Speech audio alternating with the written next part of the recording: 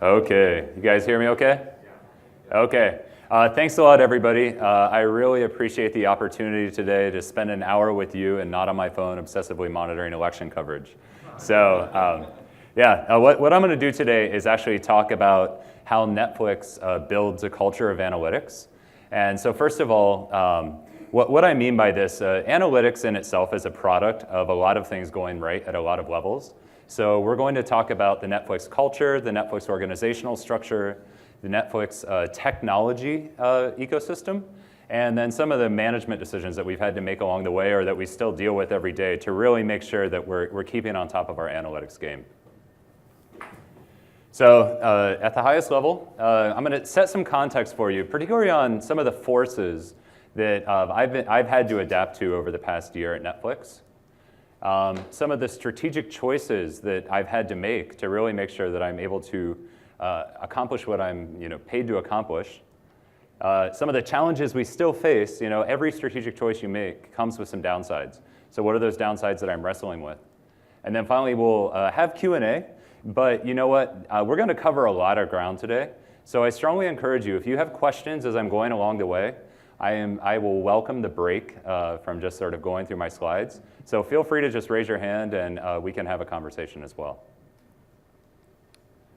Okay, so I will, through the course of this, talk about my org, but just at the highest level to let you know. So I am the VP of Data Engineering and Analytics at Netflix. And so basically what that means is I have a team of engineers that basically manage the entire data warehouse for the company. So all the data from what's on the service to how you browse, to what you watch, to how we stream it to you, to how you pay, all comes through us. All the Dataviz products, so everything we do in Tableau or MicroStrategy, I would say 90% of that comes out of our group. And then finally, all the analysis on how we're doing as a business comes out of my group as well. So the past year has been a particularly tumultuous year for Netflix, but it actually is, every year seems to be that way. We just launched streaming in 2007, and this January we actually went global. So basically we turned on the Netflix service everywhere but China and a few small global regions where we're not allowed to do business. Think North Korea, Syria, Crimea. And so it was actually pretty easy to flip on the switch. It was basically just suppressing some IP blockers, but it made my job a lot harder. Suddenly there were 200 countries that we weren't really thinking about that we now had to figure out how are we going to service these customers? How are they going to pay? What are they going to watch? Are we going to be able to stream content to them over the internet? And so life's become a lot more complex. Also, this has driven an expansion of our employee base. Netflix used to be a nice little company in the Bay Area. Then we sort of grew into Beverly Hills. We were buying content in Beverly Hills. But what we've realized is that we need a more global footprint to be successful in some of these markets. The fact is, people in Beverly Hills don't have a good sense of what people in Korea want to watch. And so we began to expand into Tokyo, Singapore, Sao Paulo, Berlin, London, Amsterdam, to really create a greater global IQ. And even though I have held the line that my team is all in California still, I don't know if I'll be able to say that confidently 12 months from now. But that just gives you a sense. One other area that we've sort of been struggling with is our workforce is growing rapidly. Now, I'm actually willing to bet I am in the bottom quartile in terms of headcount size. Netflix has 2,500 people, so it's small. I was sitting next to the leader of data at Exxon, and I'm sure that's an order of magnitude or two higher. But we are growing rapidly, so we're also dealing with 30% headcount growth year over year. And that directly influences my team because those are more mouths to feed. And so I need to find a way to deliver the same level of analytic insight as I did before, but from an audience that's growing 30% year over year. So we have a ton of markets, we have a ton of people we need to serve, and we're spending a lot of money. So this year, Netflix spent $6 billion on content. And as you can imagine, $6 billion, you can spend that well, or you can waste it. $6 billion is a lot of money to spend in a year. And so part of my job and my team's job is to really make sure, number one, we understand how titles are doing on the service and if we're getting the value we expected to get out of those. And then number two, to identify opportunities to acquire content that we don't have on the service today, maybe to satisfy niche markets. And then number three, to predict how that title is going to do on the service so that we can figure out how much to pay for it. And that's a cycle, right? Once we get on the service, we evaluate how it's performing and we decide what we need to buy next. So we now need to do that and get through $6 billion. And there's some urgency to do this because we're not alone. We do have somebody else who's in the game here that really competing at our level, and that's Amazon. And as you can imagine, Amazon has some pretty deep pockets. They haven't blinked at sort of having budgets at our level. And so we're really in a race to secure market share and make sure we fend them off. And it's not stopping. 6 billion is the number this year, but next year it's going to be bigger and bigger and bigger and bigger. We have basically a flywheel going on. The more content we buy, the more subscribers we're able to acquire, the more revenue we get, the more we can spend on content. And it goes on and on and on. So we have a big budget for content. And Netflix 5 years ago was all about licensing content from other studios. And then starting in 2012, probably a title you never heard of, we dipped our toe in what we call originals, where we started making our own titles. Started with Lilyhammer, and then I think most people really woke up to what Netflix was doing in 2013 with House of Cards and Orange is the New Black. And 2014 was about steady state. We launched a couple more, Marco Polo, BoJack. But then 2015, we really started to explode. We launched over 20 titles. Narcos and Daredevil are just two of the headliners, but tons of stand-up, tons of documentaries, tons of feature films. And then finally, 2016, things are really starting to get crazy. And we're basically just on this curve where we want to get to a point where we're basically launching 300 originals a year. And so that's creating a huge demand. We hand-ushered, 2012 through 2014, we hand-analyzed every title. We really understood everything that was going on. When we have 300 titles in a year, it's going to be about scale. It's going to be about speed. That's what we're adapting to. Not only that, now that we're international, we have to really figure out how to target markets all over the world. So we have an initiative we call Local Originals. And this is about identifying opportunities to create content for a given corner of the world that not only makes those customers very happy that we're creating something that's local to them, but it also creates a lot of goodwill. You might know that American companies aren't always greeted with open arms when they go into other markets. And Silicon Valley gets the worst of this. Google, antitrust lawsuits in Europe, all sorts of sort of hostility to US companies. But when we can actually work with local artists and local production facilities to create titles that are relevant to that audience, it generates goodwill and it really softens the regulatory tone towards Netflix and allows us to really grow our brand in those spaces. Okay, so we have all this acquisition of original content, but that's not where we stop because we've actually started to make our own content. And this is basically creating a whole nother area of the business that didn't exist before. And we expect to become very dominant over the next few years, and that's Netflix Studios. So for those of you that watched Stranger Things, this was actually one of the first major titles that Netflix produced solely on its own. We have a movie coming out, War Machine with Brad Pitt. Angelina Jolie's creating a title called First They Killed My Father. These are all titles that Netflix is producing itself. And in the same way that originals gave us a competitive differentiation because there were only, these were titles you could only get if you came to Netflix, the studios gives us a competitive differentiation because we're not dependent on the capacity of Hollywood. We're basically creating our own capacity so that even if there's tons of competitors for that lot over there, if we have our own lots, we can control costs. We can make things that are high value, but the cost of making them is sort of flat based on our ability to execute. And that allows us to take that $6 billion and spread it a lot further. But it creates analytic challenges for me, because suddenly I need to figure out what does analytics look like for a studio. And that's frankly a challenge that not really any company on the planet has figured out yet. Okay, so those are some of the business trends that we've been dealing with this year, but I also want to give you a sense of our technology ecosystem. I will say that Netflix is we're an open source house. We do work very closely with Amazon for all of our data technologies. We're very cloud committed, so everything we do is in the cloud. And we really are not loyal to any given technology brand. We tend to choose the best tool for the job. And that'll be illustrated a bit in this slide. So, data platform, we have events coming in on Kafka, and then we have stream processing, using Spark Streaming or Flink to really do real-time analytic processing. And then all that data ends up in S3. And we also have operational data that comes in. So think of this as like our subscriber database and our payments database that also goes into S3.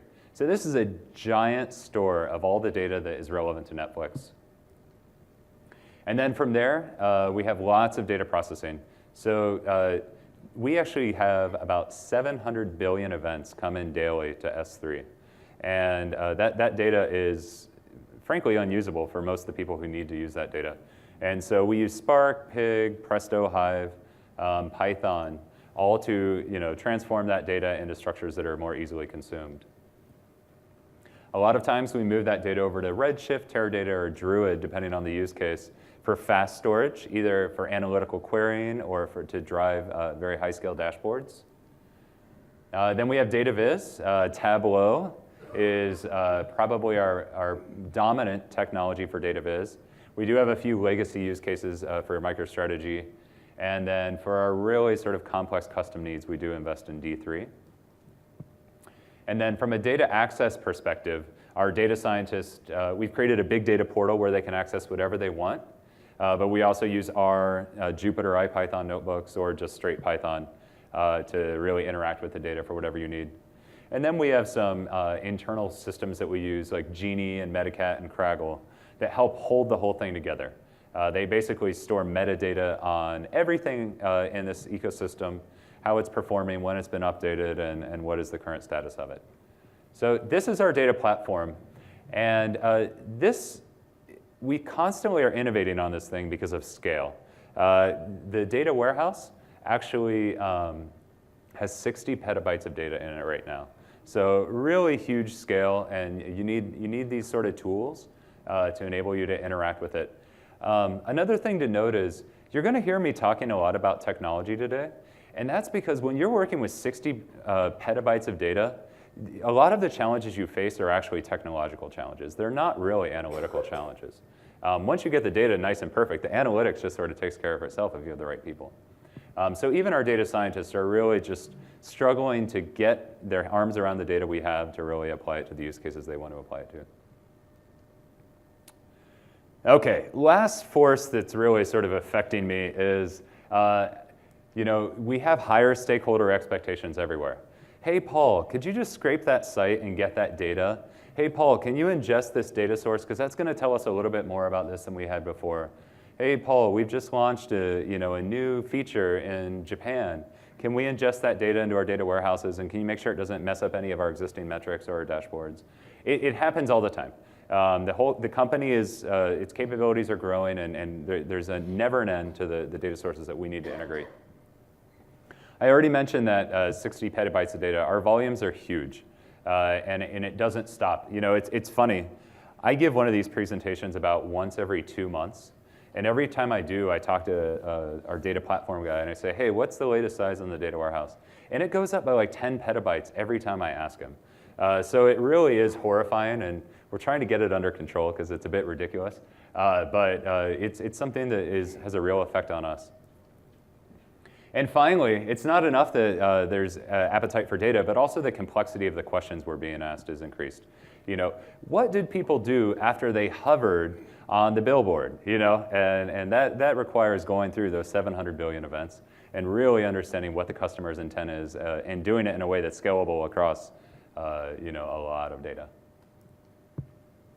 Okay, So now you've got a sense of what I'm dealing with in terms of the context. And I'll talk about how I deal with this. I like to throw this slide in because there's a lot of talk about data-driven cultures. And it's sort of a silly quote, but it's still a quote that I like because data-driven cultures don't create themselves. It takes a lot of work, and it takes a lot of strategy about how you're going to organize yourself and your company to make the best use of the data. And so I work really hard on thinking through the strategic choices that my organization is going to make, and also accepting the downsides of those choices. So first I'll talk about the choices, and then we'll talk about some of the downsides of those choices. So we're in the strategic choices section. First one, we have a single data warehouse. One thing that I am very fortunate to have inherited is our CEO believed in data when he founded the company 14, 15 years ago. And so he knew that he was going to start a company where data drove all decision making. And so when I came in, I inherited it was probably a 1 petabyte data warehouse, but nothing's changed. All data goes into that data warehouse, and we really don't tolerate balkanization of data sources. We don't have a separate analytic database for this or a separate analytic database for that. It all goes into one place, that S3. We have one Hive schema to access all the data, no matter whether it's payments or playback or content that's on the service, including external data sources, including marketing data on what we're doing on Google or Facebook. And that really enables a lot of power. You don't have the barrier of having to go to this data store to get this and that data store to get that. You have one query interface, you can touch everything. No matter what question you want to ask, if the data's there, you can ask it. It's been very valuable for us. It also has required a lot of sort of leadership support, and I will say a bit of reinforcement that this is something that's important. Engineers like to create their own little data stores for this or that, and I have to continually sort of surface the debate of why that might not be good for the company. This next one is, I think, really important, and I think every company sort of approaches this a little bit differently. Netflix actually has a lot of analytic teams, and the way we organize things is through a concept I call latency of action. And what I really mean by that is, when you get an insight, when you get a piece of information, how quickly should you respond to that piece of information? And so, what do I mean by that? Real-time operational analytics. When you find something's down, like the service is down, that's a piece of insight that you better respond to immediately. And so I, fortunately, do not have to deal with that. That actually goes directly to our engineering teams. The teams that support the service own their own real-time operational analytics to make sure that thing is up. And obviously that has the benefit of there's minimal distance between the people finding out about the insight and the people who can fix the problem. So we stay out of that. I have a favorite saying about my org, which is, we don't like to deal with instances, we like to deal with patterns. And what I really mean by that is, there are business events that are happening every day that require attention. So for example, I mentioned we're launching 300 titles, original titles next year or whatever. Each of those titles, there is actually a very focused decision-making process around, should we acquire this title? How do we think it'll do on the service? How much should we pay for it? We try and stay out of all those specifics for that individual title, but we try and create systems and solutions and ways of thinking that we can apply consistently to all titles. Similarly for marketing campaigns, we don't like to focus on what is the creative for this campaign, or how much are we spending on it, or how did it do. We try and create frameworks for people to analyze how campaigns are doing and how they're contributing to the broader business. So we have a separate group, FP&A, that does get involved in the weeds of every sort of business decision. They deal with the instances. We don't deal with the instances. We enable them to deal with the instances. And then my group, we really focus on the patterns. We focus on things that you don't need to respond to same day, but we really seek to understand the business. And I like to say, if it's something, we're going to worry about things that are happening over multiple days. So, why did streaming drop in Japan? Or why are we seeing a surge in signups in Brazil? Or why is this title not doing as well in Korea as we expected? We'll really focus on understanding those sort of things and really trying to get to the bottom line of what's happening and why is it happening. And then finally, we have one more team I should mention. They're called Science and Algorithms. And they really focus on what we call experimentation. So commonly known as A/B testing, but it actually goes a lot further than A/B testing. You know, it's quasi-experiments, natural experiments, depending on the context. They really push forward our experimentation methodology. And then also a lot of research. Like, is Markov chains the best way to calculate this recommendation algorithm, or should we use a new technique coming out of academia? They'll spend a lot of time sort of exploring new ideas.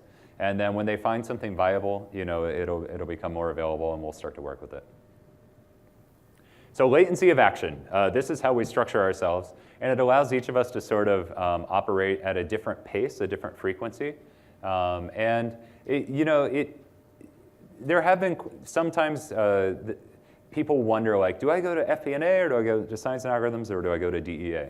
And you know, once we explain this concept to them, they generally get it, and you don't have to explain it a second time. But it's not terribly intuitive the first time people hear it. Okay, so moving beyond latency of action.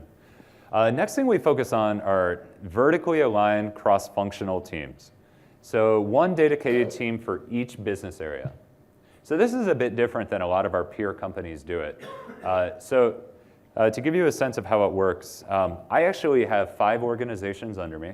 One that's focused on marketing, content, product, playback, and finance. So these are 5 organizations that are all structured almost identically. They all have a director over them, and then they have a manager layer, and then under that they have a bunch of ICs. And then within each of those teams, you actually have a cross-functional set of resources. You have big data engineers. So these are the people that actually know how to use Spark, Scala, and Pig to process those billions of rows of data. Analytics engineers, these are highly technical people, but they're more focused not on processing billions of rows of data, but preparing data sets to support specific analytic use cases. Our Dataviz engineers, so these are the folks that are working with Tableau every day. These are the people that are working with D3. And then finally, our analysts. Our analysts are also working a lot with Tableau, and probably not D3, but a lot of Tableau. But their job is to tell stories. Their job is to really make sense of the data on behalf of our stakeholders. And our data analysts are different than, for example, FP&A's data analysts. I always say FP&A, they're great at getting insight out of data that you can fit into Excel. But our data analysts are good at using Hive and Presto and Teradata and Redshift to derive insights from data that might be, again, billions of rows. So a little bit more technical than your typical data analyst coming out of my group. The beauty of this structure is that, as you know, there's a lot of analysts that like to build dashboards. And there's a lot of data engineers that actually like to do analysis. And so what we've done is we've optimized for business context. And we've said, you know what, this team, even though we have sort of distinct roles and distinct competencies per person, they can work together and blend skills to really accomplish what their given organization needs. So perhaps an organization like product, where you're dealing with client-side logging and what people are browsing and clicking on, they actually have a greater need for big data engineers because they do have billions of rows. Whereas finance and content, they're dealing with much smaller data sets in the millions instead of the billions. And so they have less need for big data engineers and more need for data viz and data analysts to really understand what is going on. Very curious, how is the reporting structure for data analysts? How do you reporting to some of the marketing? Do they have a single point of reporting structure over there? Or is the reporting structure horizontal? Yeah, great question. So everybody on here reports to me. So then I have directors and the managers, and then these are the ICs. And we are aligned to the business groups. So basically, our CMO, Kelly Bennett, knows that he goes to DEA marketing for any of his needs. And he actually probably knows who the person is within DEA marketing that he'll email. But it is a separate group. And then I report into our chief product officer, which is sort of random. He's the guy that loves data. Our product org actually sort of pioneered how Netflix thinks about data, and he didn't want to give it up. So I report into him, but yeah, our CMO goes to DEA marketing, our chief content officer goes to DEA content, but it's an alignment structure, not a reporting structure. How big is the team? So all of Netflix is 2,500. My org is a little over 100. So, and that includes leaders. Like, yep. Any other questions? Good? Do you have a fairly robust process to make sure that each of these different silos are sharing knowledge or best practices on a regular basis? That's a great question. Yeah, it's funny. We're allergic to the word process. So that's a very Silicon Valley thing. But we do have a lot of mechanisms we use for the sharing. So number one, probably the most important one is eat your own dog food. So you know how I talked about us having a single data warehouse? Basically, each of these 5 verticals is responsible for managing a fifth of that data warehouse. So marketing manages all the data around the advertising we do, content around what's on the catalog, product around how people use the service. But there's not an analytic question that any of these analysts can ask that doesn't use each other's data. So they're constantly using each other's data, and that creates sort of an internal quality control mechanism. If I'm on the product team and trying to use the content team's data and it's bad, I'm going to go talk to them and say, you guys, you're doing a bad job here. Beyond that, we also have forums that exist at each horizontal level. So I will have my big data engineering forum, where all the engineers, or at least the leaders of those groups, come together and share best practices. So how are you using Scala? How are you configuring jobs? And we utilize those sort of forums and templates and patterns to really make sure that there's consistency across the verticals. But one thing to note there is the dimensions of the problems that each of the teams are solving for are a bit different. So it's not like a one-size-fits-all solution, but as much as they share best practices, they do. As they need to, they do. Where do you get your talent? Where do I get my talent? It's a good question. So Netflix doesn't really hire entry-level talent. So that's the first thing I should say. So nobody we hire has less than like 5 years of professional experience, unless they're a fresh PhD grad. That's the one case where we will take a bet on somebody. But they need to really show like a professional sensibility if they are a PhD grad. A lot of our talent comes from other sort of Bay Area companies, so LinkedIn, Google, Facebook, Amazon, Microsoft. And then a lot of startups, gaming companies have been really great for us, like Blizzard and Activision. There's a really dynamic startup ecosystem both in LA and San Francisco. And as the market tightens a little bit, those folks start to look for jobs and they come to us. Any more questions on this? Okay. Okay, so we talked a little bit about organizational structure. The next thing that I think is really important to talk about is scale. Because scale is something, when I talk about strategic choices that have clear downsides, this is probably the biggest one. I get in debates about this quite often, but I'm still fairly confident it's the way to go. You guys all know Maslow's hierarchy of needs, right?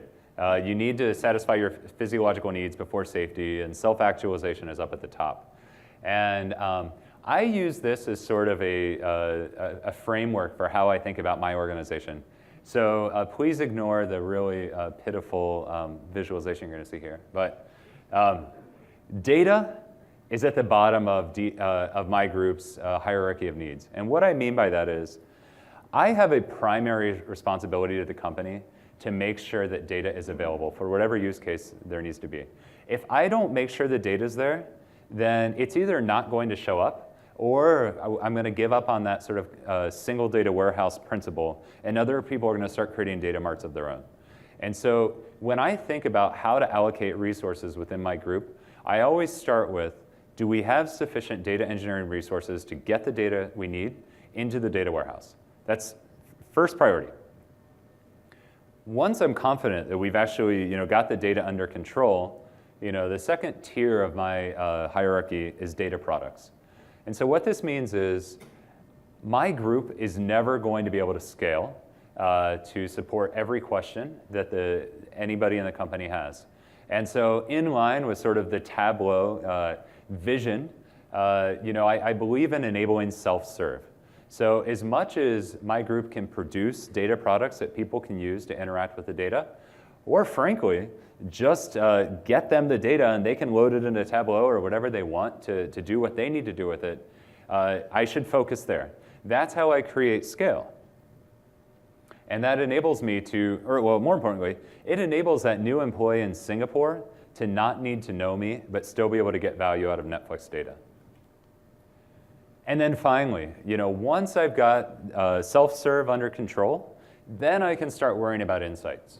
So I will, before I have hired an additional analyst for my team, I really do focus on making sure that we've done everything we can do to secure the data and made the data that we have self-serve so that stakeholders can answer their own questions. Then we'll invest in the insights. So, as you can imagine, this can be something that creates some anxiety for folks, right? Like, oh my gosh, if that person who doesn't understand our data starts to do their own analysis, what if they come to the wrong conclusion? And that's a good argument. However, I have seen that there's no way that I'm going to be able to grow to answer everybody in the company's questions. And so I've got to give up that argument and say, you know what? I've got to trust those people to make their own decisions and make the best use of the data and not try and control all the insights myself. So, I talked about enabling self-serve. How do we do it? What you have here is a picture of our big data portal. And this is anybody in the company. If you know just a little bit of SQL, you can access anything in our data warehouse. It's really, really powerful. You can browse tables. You can find out what dashboards exist. So this portal has dashboard search. So let's say you're really interested in a dashboard about top titles. You can go to the search bar, hit in top titles. It'll show you all the reports that exist that have top titles along with usage metrics. So you can see the one that is the top used dashboard, and that's probably the one you want to go to.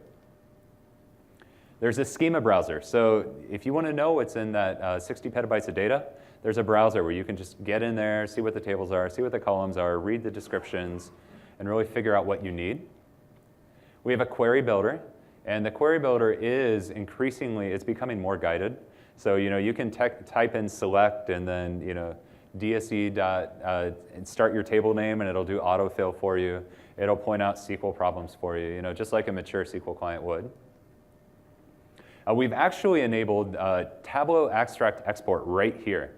So you can query this Hive table, have 3 million rows of data, and just hit a button that shows up when you have your query results. That dumps that out to a Tableau extract that you can just load right into your Tableau desktop client and go crazy.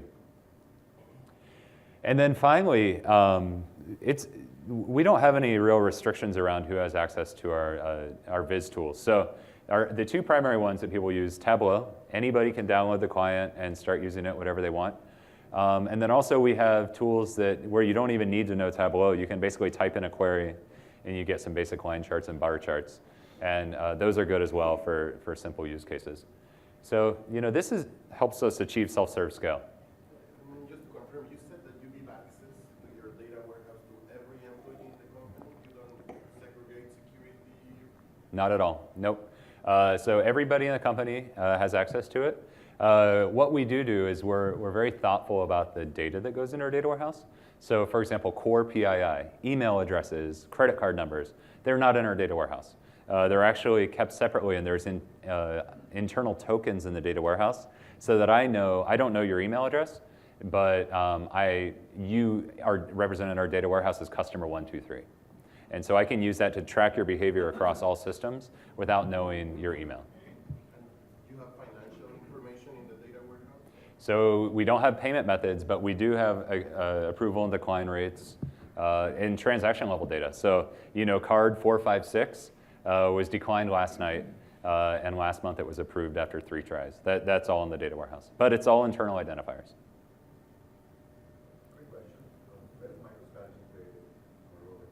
So MicroStrategy was a tool that existed when I came into Netflix, and it was the legacy BI tool.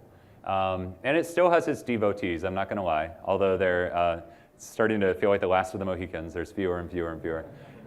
It does have a use case, though, that's valuable, which is report builder.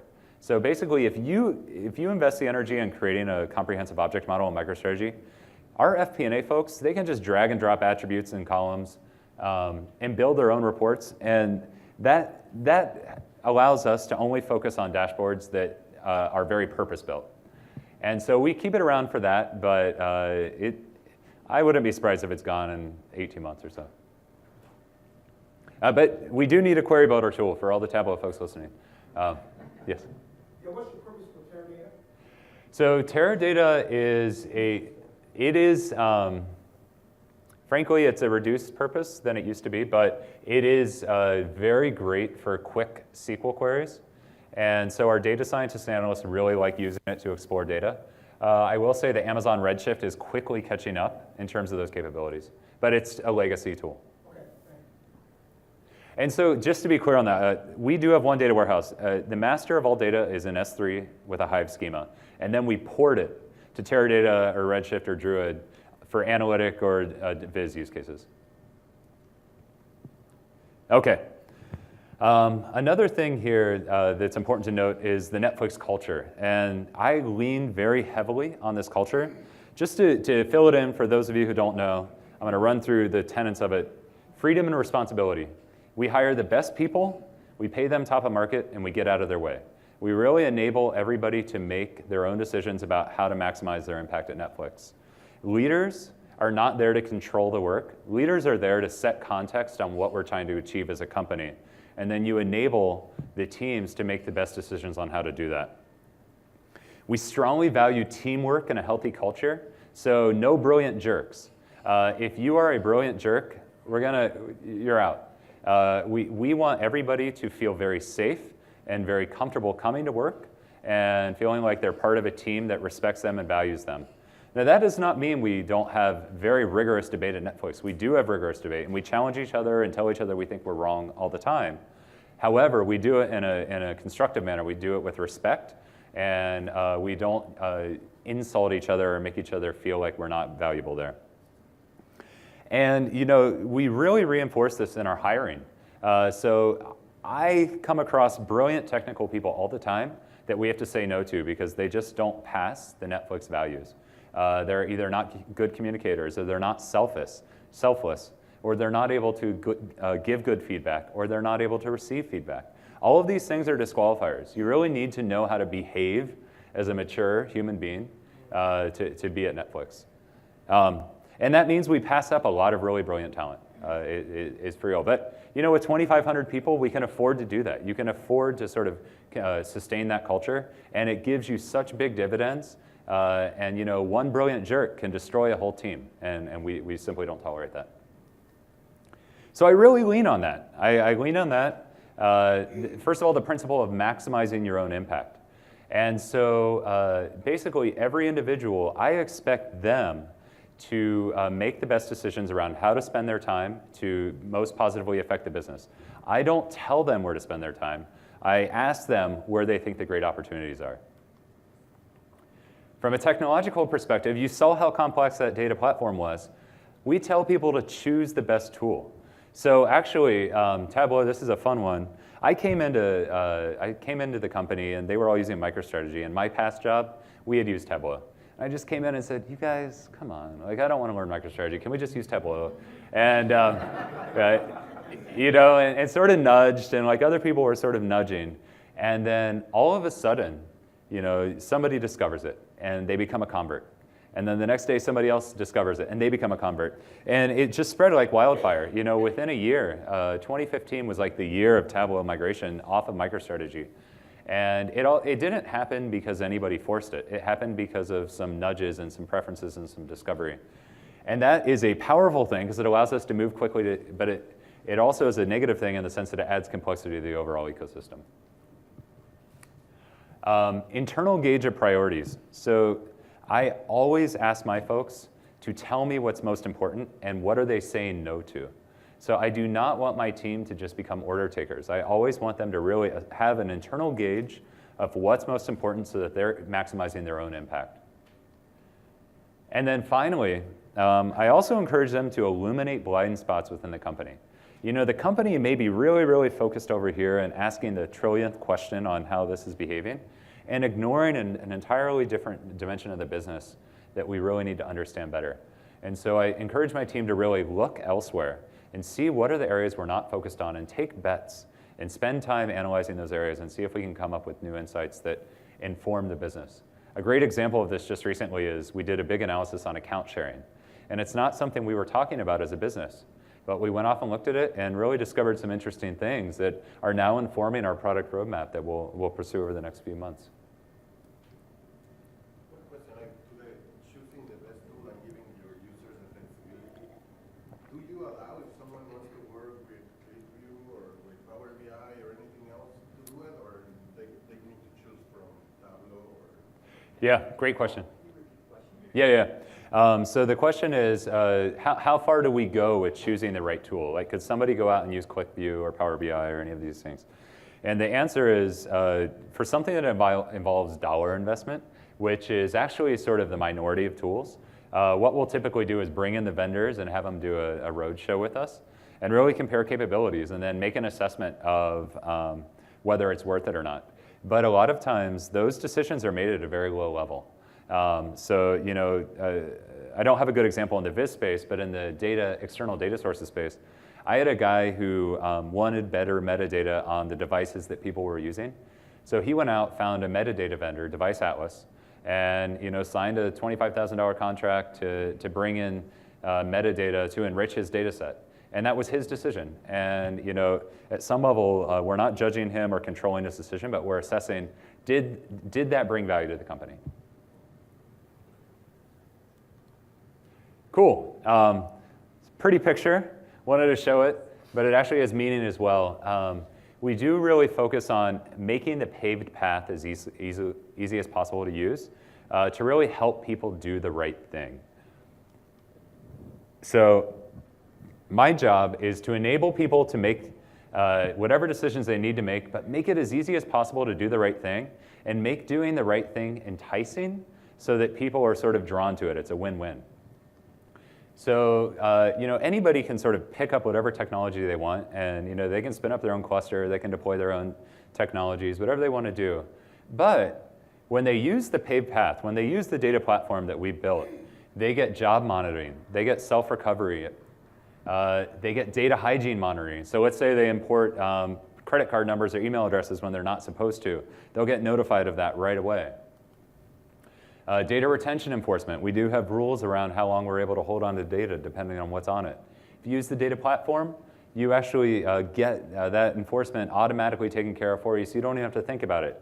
If you copy data to your user directory, then you have to think about data retention yourself, and that's just a giant pain. They also get data quality for free. If you use our data platform, based on the statistics that are logged when your jobs are running, it'll actually tell you if your row count dropped dramatically from yesterday, or how many nulls you have, or whatever you want to know. You basically get it for free if you use the data platform. And these are the sort of value, or these are the forms of value that we deliver if you use the paved path that gives some sort of center of gravity to our data platform and causes people to not go too far off. You know, somebody realizes if they want to write all their MapReduce in Java, and that's not integrated with the data platform, they're not going to get all these things, and it causes them to really think twice about that. But you know what? If a lot of people decided Java's better, we'll integrate it into the paved path. Another one, just a little bit of reminder to all of us, don't ignore your technical debt. It'll drag you down, and we spend a lot of time doing this. This is particularly a problem because our analysts and our data scientists, they like to do things sort of as a one-off, like, oh, I'm just going to spin this off and it's going to be great and I'll clean it up later. And then they don't clean it up later and it really creates headaches for us down the road. So we've created systems that enable us to really detect technical debt issues. We have something called a data doctor that analyzes all the platform's metadata and tells you when you've done something wrong. So, and we really focus on that top decile.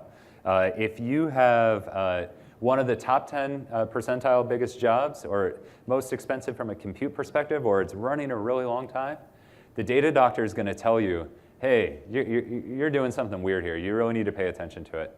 And it allows us to really focus our energy on keeping the top 10% under control. What we've often found is the top 10% is usually using like 70% of the resources. So if we just manage that, we're pretty okay. I will say that migrations help. So when we migrated a lot of our stuff from MicroStrategy to Teradata, you just retire a lot of crap that's sitting out there. And so even though I'm not a big fan of arbitrary migrations because the company has approved a new technology, I'm not going to lie that they really help cleaning up debt. Okay.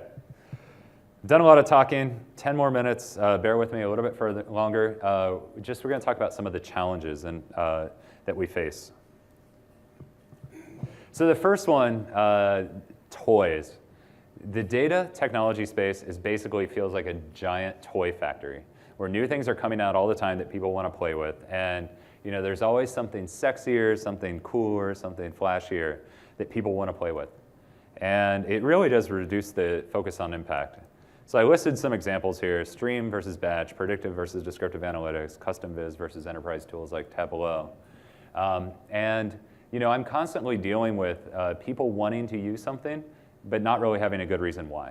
And so it's part of my job and part of my leadership team's job is to really make sure that folks are incentivized to deliver impact and not just to try out new things.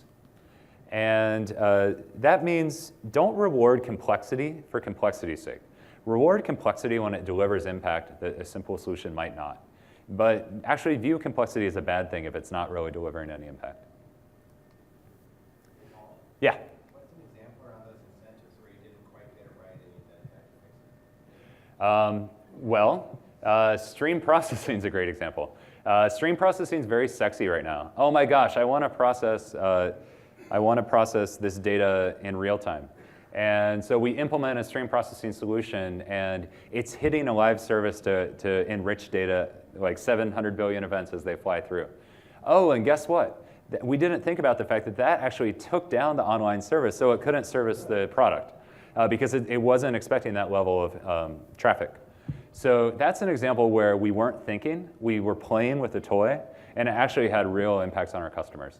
And you see that again and again and again, and that's where we need to really make sure that we're engaging in debate about are we being responsible at how we use these toys. How would you deal with the business doing exactly that? You inform them. So in the end, the goal is to set context and really to help people understand. And a lot of times what that means is you let people step into the trap, and then you help them get out of the trap, and you teach them how to not step into it next time. It's not about preventing them from stepping into the trap. But if they use the paved road, that helps them avoid the traps. Efficiency versus innovation. In the interest of time, I'm just going to sort of fly through this. But this is something we spend a lot of time talking about. Small teams innovate quickly, but centralized teams create scale. And so first of all, how much redundancy is okay? Is it okay if a small little product engineering team builds their own data processing pipeline? Or should that come to my team? Is it like, how do you make those decisions? And how, when something goes from being a very niche use case to something that needs to be broadly available, do you offload it from one team to another? It's difficult, but some of the practices that we've really relied on include proactive, courageous, and yet selfless debate.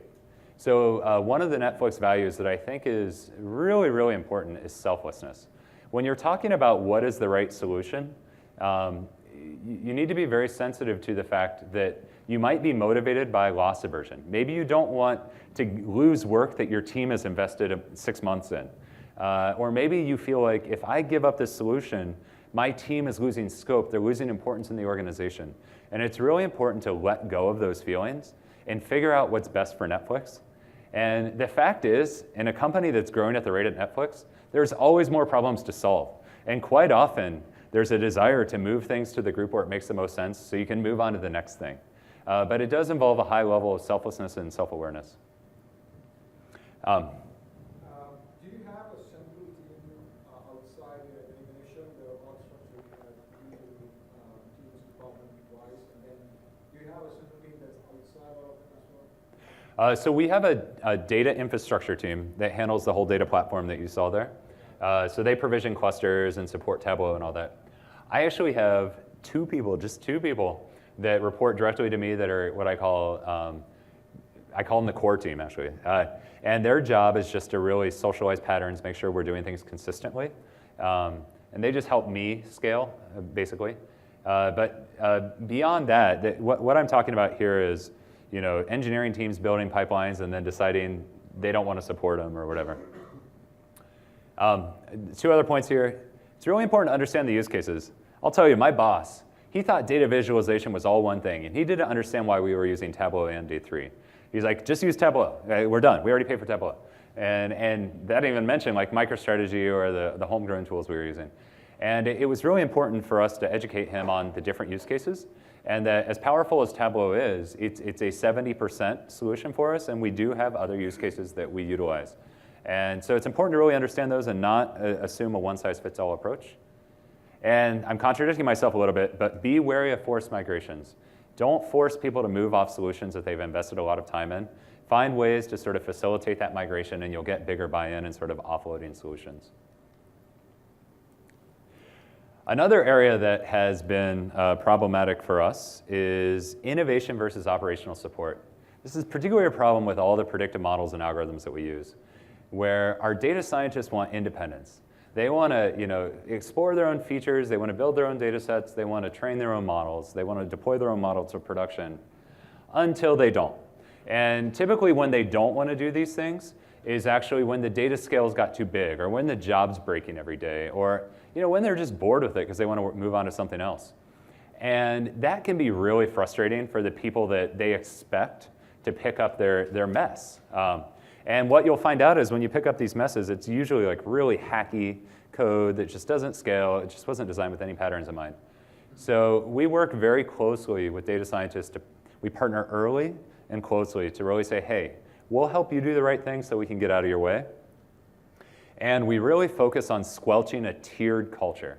So we do not allow data scientists to think of data engineers as responsible for pulling data for them. We really say, you know what, data scientists, data engineers know how to operate with petabytes of data. You don't. You guys need each other. This is a symbiotic relationship. This is not a tiered relationship. And we really sort of call out language that suggests otherwise. And then finally, repeating myself, but make that paved road easy.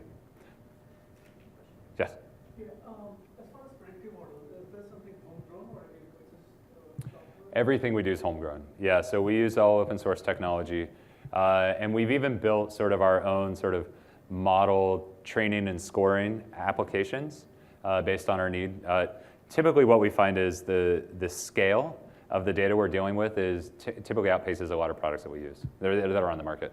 Yeah, we just came across a new one called Data Robo. I don't know if you've heard of that. Haven't heard of it, no. But yeah, we're constantly evaluating those things because honestly, we don't want to have to build it all custom, but we typically find we have to. Cool. Impact versus customer satisfaction. So this is an important one, which is everybody's question is important, but there are some that are more impactful. And it's really, really important that we keep that in mind. Success for us is not preventing people from being frustrated with our output. Success for us is maximizing the impact that we have on the company. And quite often that means telling people that we're not going to support what they need because there's actually something more important elsewhere. So it's really, really important to achieve maximized impact. We need to reinforce autonomy. We need to remind stakeholders that they don't drive the agenda, that we're partners with them and that we will help them if they're working on the things that are most important, but they may have to self-serve. They may have to help themselves if we simply can't get to it. Another thing that really helps here is shared context on company objectives. Our Chief Product Officer has 3 bullets for what we're trying to accomplish in 2016. And we use that all the time to say, does your request ladder up to one of those 3 bullets? And if not, we'll get to it when we get to it. But right now, we're focused on accomplishing the shared company objectives. And again, we need to have open, selfless discussion of priorities. And selfless in this sense means stakeholders. Product managers need to be able to say, you know what? I know the area I'm working on is not the most important area, so I understand why you're not supporting me, and feel comfortable with that decision and not squawk. If they squawk when they've sort of been given the context on where we're spending the time, then we either discuss it more, but at some level we say, we've made our decision, we're autonomous, we're moving forward. And finally, reinforcing the org structure. Occasionally you'll have a bad actor who says, if you're not going to give me analytics support, I'm going to hire my own analyst. And it's like, no, no, no, no, no. We set up these org structures for a reason. If you have headcount to hire an analyst, give it to me, I'll hire the analyst. But I'm not going to guarantee that they're going to be dedicated to you because there may be higher impact ways I can use that analyst. And so really reinforcing that org structure and suppressing the need to spin up sort of parallel capabilities is something you need to do to make this work. Okay, I am almost out of time, so this one I'll just say to you, engineers building dashboards, they usually get it wrong. Use product management best practices, including UX design and Dataviz best practices to really enable a better product. Last slide, last slide. And don't ignore the big questions. I was talking about squeaky wheels who always want their thing, but those are quite often not the most important questions. So you need data-minded leadership. I think a big asset is when I was moved into the VP level, I got to be part of the executive debates around what was strategically important to the company. And I could hear, they're really struggling to answer these questions, but I can help. You have to dedicate a focused team. You got to pull people away from their stakeholders and dedicate them to say, hey, solve this big question. Why is streaming down in Japan? And say, ignore your stakeholders for a week, I'll provide you cover. Prescriptive analytics. It's not good enough to say what's happening. Tell them what they need to do about it. Do broad socialization of findings. Send out your memo to the entire company and then prepare for an onslaught of follow-up questions. But that's how you really get folks engaged in the debate about what we should be doing as a company. If you just send your memos to this person or that person, you don't really shake up the conversation the way you can if you distribute broadly. I'm done. Quick question. Are your analysts measured on the quality content of what they're producing, or are they just cranking stuff out? Yeah, there is, I will say both to some extent. It's definitely in the level of impact they have, but if their collective set of stakeholders are universally frustrated with them for being too slow or not delivering enough, we do take that into consideration. And largely, we expect our analysts to be able to manage their stakeholder expectations so that the stakeholders know where they're spending their time and agree with those decisions. One more question, then we'll be done. How do you enable collaboration within your data platform? Yeah, I think it happens naturally. We have the forums at the various tiers, but also because we're constantly solving new problems, we use systems like Slack. And people say, hey man, my MapReduce job is failing at this step. Here's the error message. Anybody know what's going on? And they will help each other and things just take care of each other because they're all struggling with the same problems. Cool. We have a little time. Any closing comments? Hey, well, I really appreciate it. You can follow me on Twitter, and then also Netflix has our own Netflix handle, Netflix Data. Follow that as well to keep track of where we are. I really appreciate the time. This has been a lot of fun, and I'll be around for the next few days.